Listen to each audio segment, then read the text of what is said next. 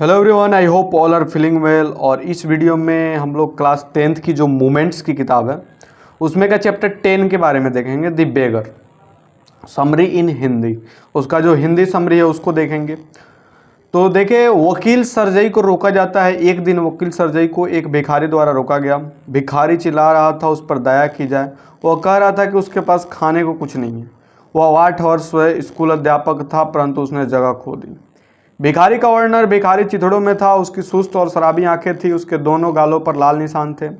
उसने एक ऊंचा और नीचा जूता पहना था। सरजोई द्वारा भिखारी को पहचानना। सरजोई ने भिखारी को पहचान लिया। उसने उसे बताया कि वह उसे सदोब्या स्ट्रीट में मिला था।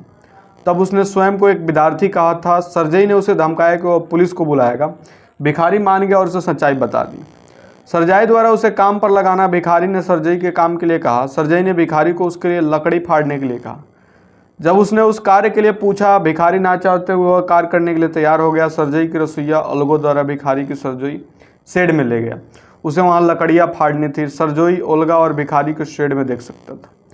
भिखारी कार्य के लिए तत्पर। ओल्गा ने भिखारी को एक कुल्हाड़ी दी, परंतु उसके चेहरे को देखकर उसने उसे डांट फटकारा। भिखारी ने लकड़ी के एक टुकड़े को अपने पैर के बीच में रखा, फिर उसे अपनी कुल्हाड़ी से इस पर हल्का वार किया। टुकड़ा गिर गया। इस बीच में सरजई चला गया। उसने एक बिगड़े हुए शराबी व्यक्ति को ठंड में कार्य करने के लिए लगाया था। उसे इस बात पर दुख होने लगा। भिखारी को भिन्न भिन्न काम दिए जाते थे। सरजई ने भिखारी के लिए काम ढूंढ लिया। भिखारी हर एक महीने के पहले दिन लकड़ी फाड़ता, वह बर्फ को भी हटाता, वह गद्दे और रजाइयों में से धूल को भी झाड़ता, वो लकड़ी के शेड को ठीक करता। सरजई दूसरे घर में गया। भिखारी ने फर्नीचर और पैक किया और उसे उठाकर ले गया। भिखारी लॉसकॉफ को दूसरा काम दिया जाता है। भिखारी लॉसकॉफ को अब दूसरा काम दिया गया। सरजई ने उसे उसके लिए मित्र के पास जाने के लिए कहा। वहां पर उसे नकल करने पर कुछ कार्य दिया जाएगा, क्योंकि वह लिख सकता है। सरजई को खुशी थी कि उसने एक व्यक्ति को ठीक रास्ते पर डाल दिया था।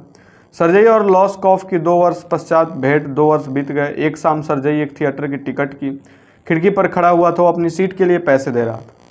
अपने बराबर में उसने एक छोटे से व्यक्ति को देखा। वह व्यक्ति घुंघरूला, मुड़ा हुआ फिर और सिल की खाल से घिसी हुई टोपी पहने हुआ था। सरजई ने उसे पहचान लिया। उसने उसे पूछा कि उसका क्या हाल है। लॉसफक अपने बारे में बताता है कि लॉसफक ने सरजई को बताया कि अब वह एक नॉटरी था। उसे हर महीने 35 रूबल मिलते हैं। सरजई ने यह सुनकर काफ़ी खुशी हुई।